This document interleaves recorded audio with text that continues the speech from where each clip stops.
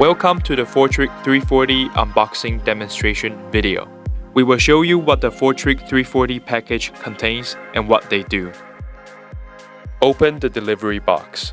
Open the outer box, we find this protective hard case. And open it. Inside there are two lenses with a field of view of 12 degree and 44 degree respectively, and a portable soft bag. Now let's open the portable soft bag and see what's inside.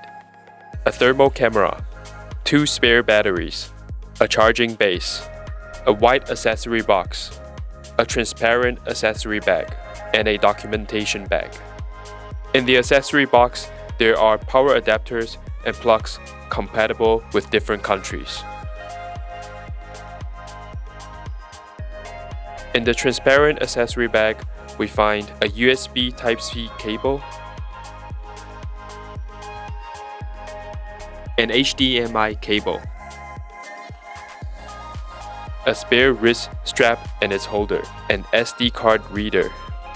Inside the documentation bag, there are a packing list, several certificates, and a quick start manual.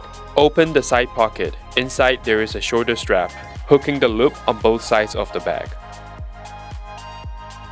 Now, let's turn on the thermal camera and start our first inspection.